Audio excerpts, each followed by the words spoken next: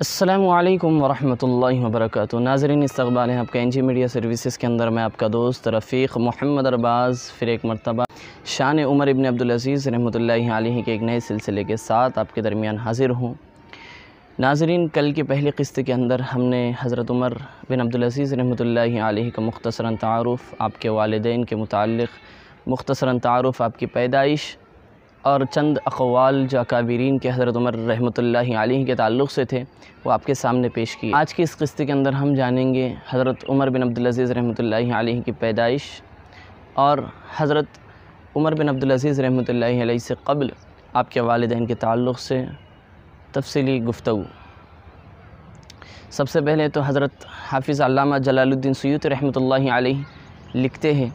کہ حضرت عمر بن عبدالعزیز رحمۃ اللہ علیہ مصر کے گاؤں مروان کے اندر پیدا ہوئے،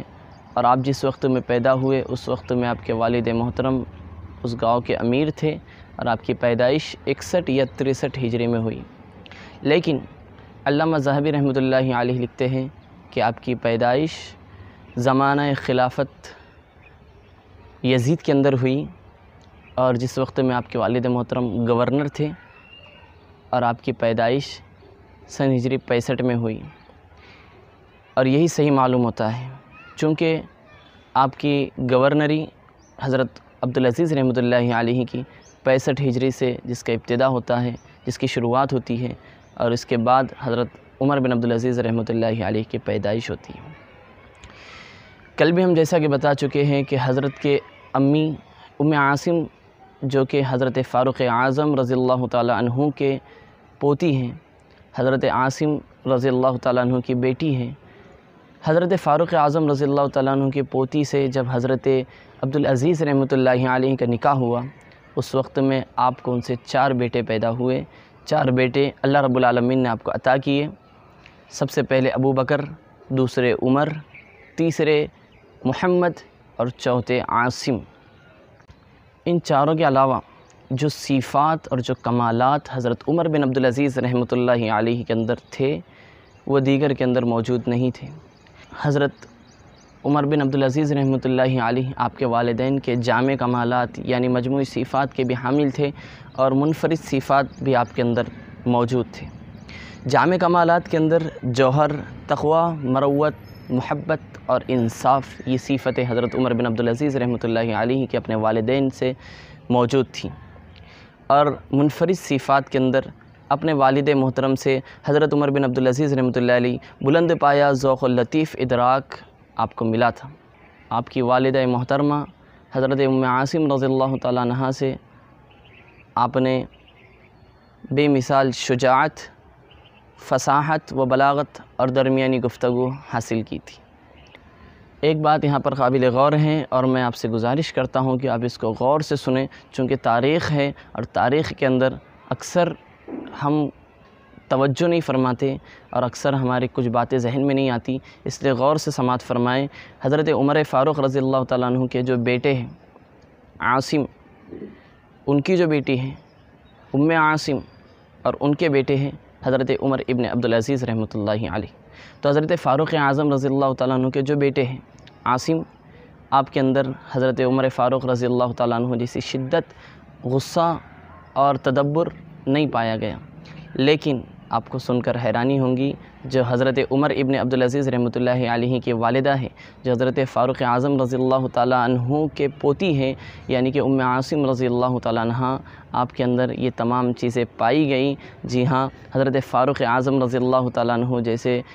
شجاعت، تدبر، غصہ اور کسی چیز کے اگر آپ پیچھے پڑ جاتی، کسی غلط چیز کو اگر آپ دیکھ لیتی، جب تک اس کی وضاحت نہ فرماتی، جب تک اس کے اوپر غور و فکر نہیں کرتے، جب تک اس کا خلاصہ نہیں کرتے، آپ کو چین نہیں آتا، چاہے وہ آپ کے شوہر ہی کیوں نہ ہو۔ اگر آپ شوہر کے معاملے میں بھی اگر کوئی غلط چیز دیکھ لیتی تو آپ اس کو فوراً اس کی اصلاح کرنے کی کوشش کرتی، آپ اس کے پیچھے پڑ جاتی، اور اس وقت اگر چاہے آپ کے شوہر یعنی کہ عبدالعزیز رحمۃ اللہ علیہ اگر اس وقت میں خواہ گورنر ہی کیوں نہ ہو، حاکم ہی کیوں نہ ہو، لیکن وہ آپ سے جب تک وضاحت نہ کر لیتی تب تک آپ کو چین نہیں آتا۔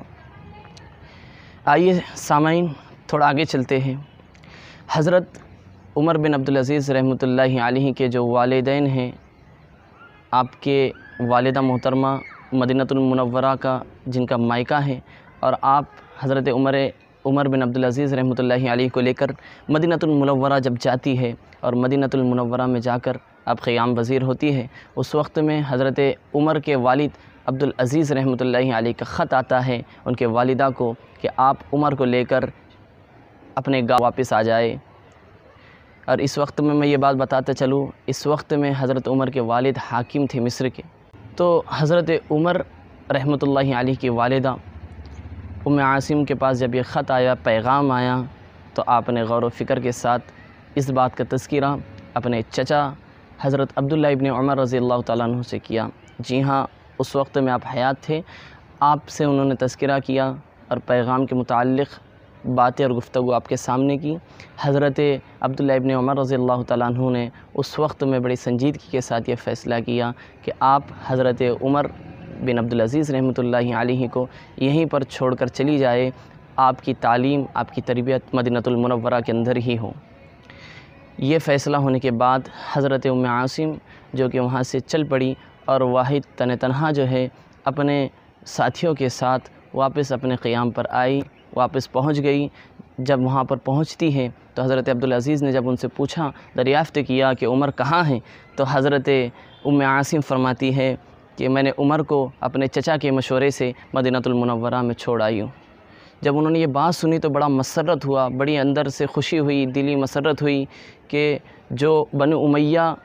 قبیلہ تھا وہ شروع ہی سے مدینۃ المنورہ کے لوگوں سے، آل خطاب سے وہ اپنی محبت اور الفت کو ظاہر کرنا چاہتا تھا، ان کے اندر بڑی محبت تھی مدینۃ المنورہ والوں کی۔ تو حضرت عمر بن عبدالعزیز رحمۃ اللہ علیہ کے والد بڑے خوش ہوئے، بڑی مسرت ہوئی، اور انہوں نے فوراً اپنے بھائی عبد الملک جو کہ دمشق کے اندر تھے ان کو خط لکھا، جو کہ حاکم تھے۔ انہوں نے خط لکھا اور کہا کہ آپ کے بھتیجے عمر جو کہ مدینۃ المنورہ کے اندر اپنے ماموں کی پرورش کے اندر ہیں۔ جب انہوں نے یہ بات سنی تو ان کی بھی خوشی کا پیمانہ نہیں رہا، انہوں نے فوراً اپنے مال میں سے 1000 دینار اپنے بھتیجے کے لیے مدینۃ المنورہ بھجوا دیے۔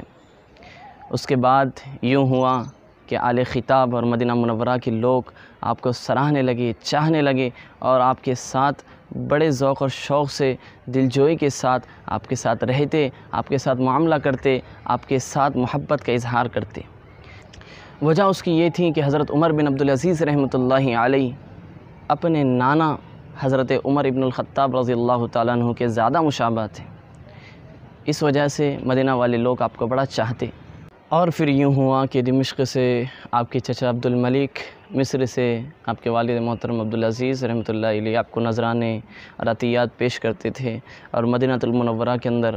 آپ کے ماموں جان اور مدینہ کے لوگ آل خطاب آپ سے بڑی الفت اور محبت کا اظہار کرتے تھے۔ اسی کے ساتھ حضرت عمر بن عبدالعزیز رحمۃ اللہ علیہ چچا کی نعمتوں کے اندر اور ماموں کی شفقت کے اندر پلے بڑھے، اور ایک عظیم انقلابی شخصیت بن کر آپ ابھرے ہیں۔ آپ جب مدینۃ المنورہ کے اندر چلتے تو آپ کی سادگی، آپ کی عمومی چلن ہوتی تو ایسا محسوس نہیں ہوتا کہ آپ آل خطاب میں سے ہے، آپ آل رسول میں سے ہے۔ تمام کی صفات اور تمام کی جامع کمالات آپ کے اندر پائے جاتی، آپ کے جو آبا واجدات تھے ان تمام کی خوبیوں کے ساتھ حضرت عمر بن عبدالعزیز رحمۃ اللہ علیہ نے پرورش پائی۔ آج کی اس قسط کے اندر یہیں پر ہم اپنی قسط کا اختتام کرتے ہیں، اور امید کرتے ہیں کہ آپ کو یہ ہمارا سلسلہ پسند آ رہا ہوگا، اور ہم گزارش کرتے ہیں کہ آپ بھی اپنے دوست احباب کے اندر اس کو عام کریں۔ دفاع اکابر ہمارے اوپر اس دور کے اندر لازم ہے،